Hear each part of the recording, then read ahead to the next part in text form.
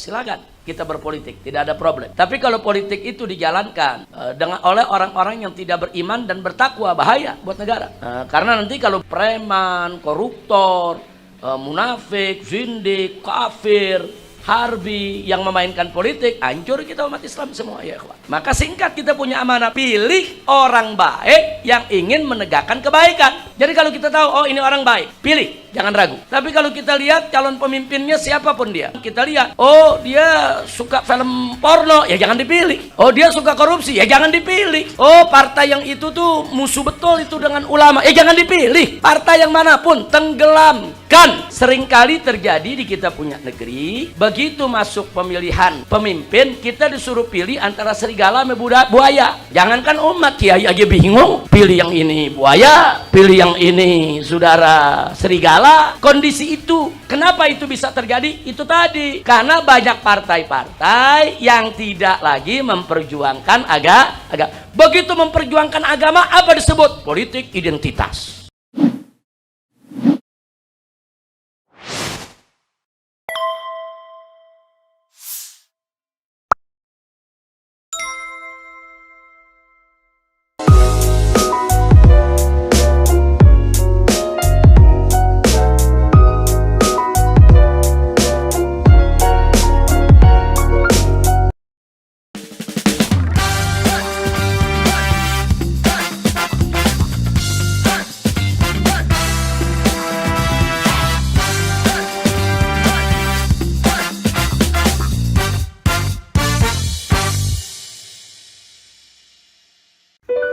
Hari ini 7 Desember 2022 bertepatan 2 tahun wafatnya 6 syuhada.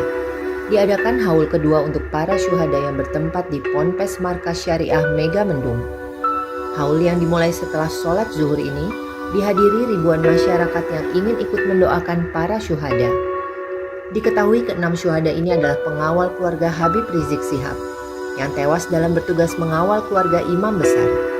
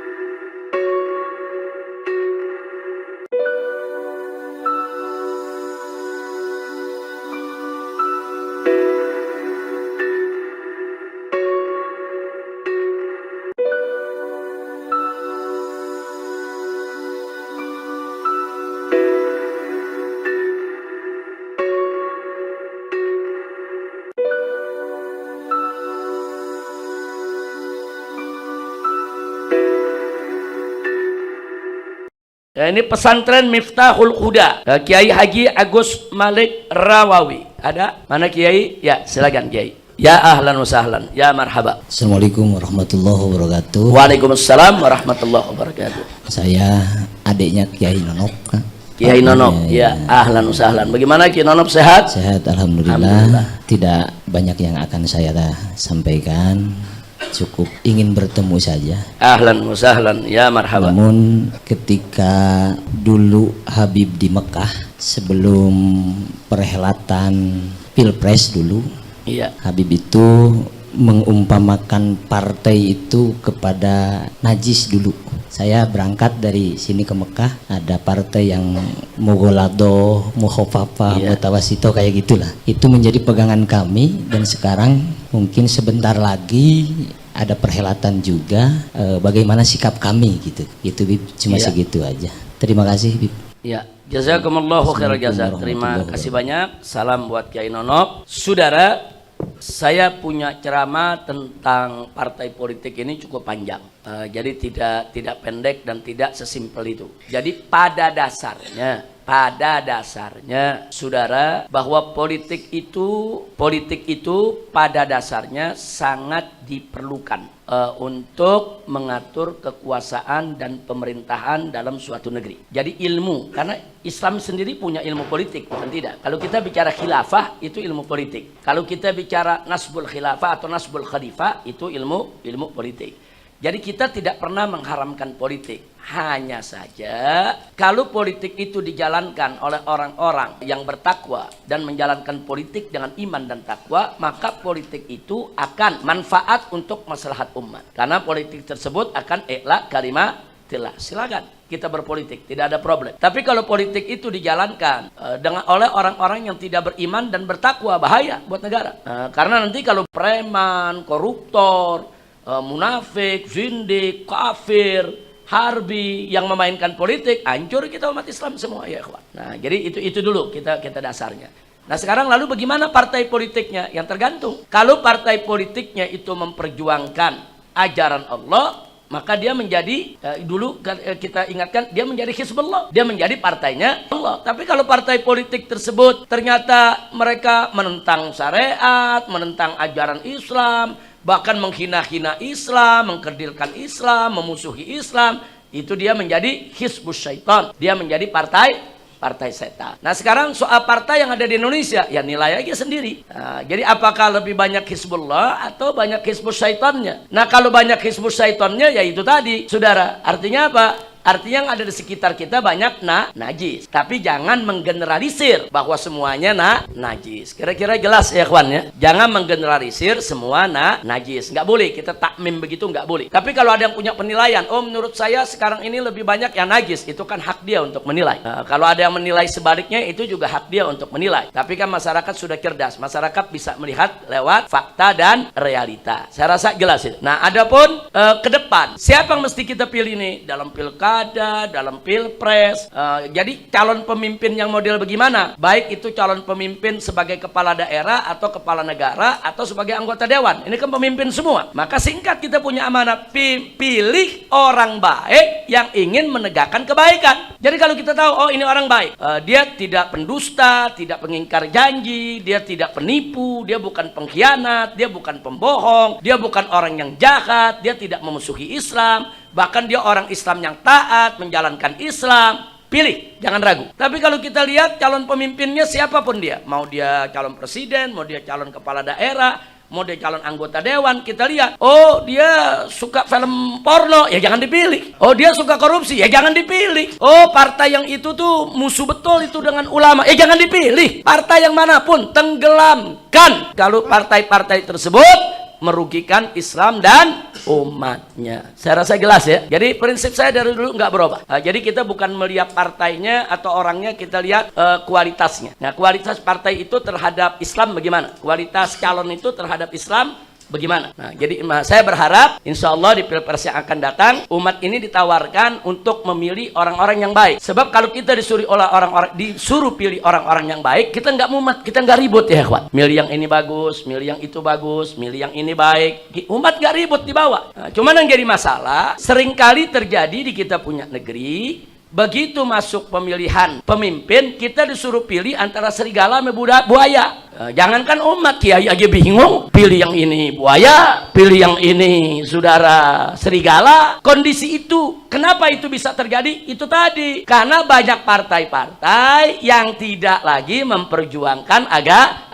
Begitu memperjuangkan agama, apa disebut? Politik identitas. Sekarang ini yang dimaksud politik identitas itu politik Islam. Mereka pura-pura aja politik identitas itu politik yang membawa identitas agama atau suku atau ini. Enggak. Yang dia maksud politik identitas adalah gerakan Islam. Gerakan Islam yang dianggap politik identitas semua. Kita nih dikerdilkan, kita nih dikucilkan, kita nih dijelek-jelekkan oleh mereka, saudara. Padahal politik identitas itu dulu justru dimainkan oleh para pejuang kita. Lihat Imam Bonjol berjuang pakai politik identitas. Dia pakai syariat Islam, saudara, pakaiannya juga pakaian seorang ulama, dia lawan Belanda, itu politik identitas. Begitu juga Pangeran Diponegoro pada saat melawan Belanda, itu juga politik identitas. Nah, Pangeran Diponegoro kita lihat dong, pakai jubah, pakai imamah, dia ulama, dia pakai baju ulamanya, saudara, berarti politik identitas. Saudara, siapa nggak pakai politik identitas ya, kawan? Mau partai-partai yang mengaku sebagai demokrat, nasionalis, semuanya pakai identitas. Identitas demokrasi, identitas kebangsaan, itu namanya identitas ya, kawan. Jangan Islam saja yang dituduh politik identitas. Kira-kira jelas ya. Nah, jadi umat Islam jangan lepaskan identitas. Identitas kita Islam. Kita berkata ya ikut ajaran Islam, kita berbuat ikut ajaran Islam, kita membuat program ikut ajaran Islam, kita berjuang juga demi Islam. Nah, jadi jangan lepaskan identitas tersebut. Mudah-mudahan kita dapat pemimpin yang baik. Amin ya rabbal alamin. Baik ya ikhwan.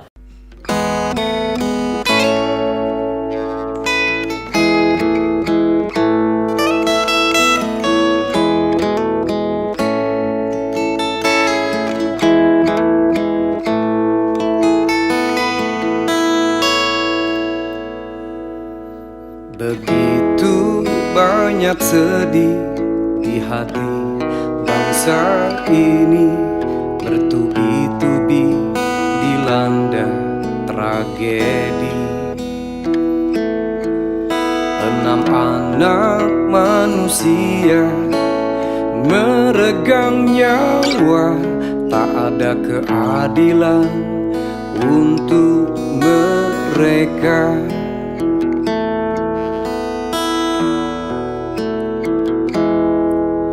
Ratusan nyawa mati percuma karena gas air mata, kanjuruhan jadi lada rintihan. Kita semua menyaksikan, tak mampu menghentikan, segala kisah berlalu begitu saja.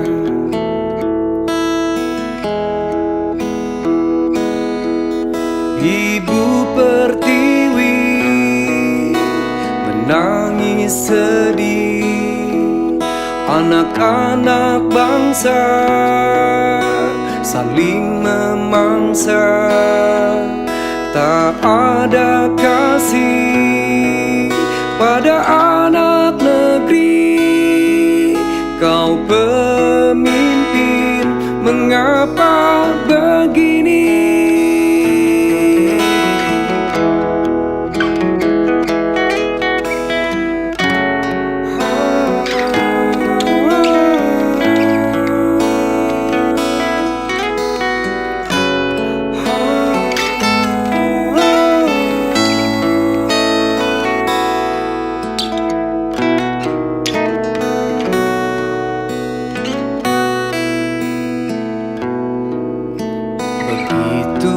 Banyak sedih di hati bangsa ini, bertubi-tubi dilanda tragedi. 6 anak manusia meregang nyawa, tak ada keadilan untuk mereka.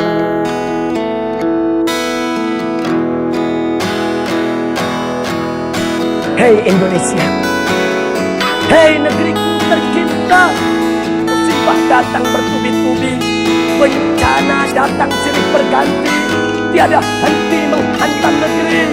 Hei Indonesiaku, hei negeriku tercinta, maksiat apa yang kau perbuat, dosa apa yang kau lakukan, sehingga bencana datang bertubi-tubi menghantam negeri. Tanyakan juga kepada para pejabat di negeri ini.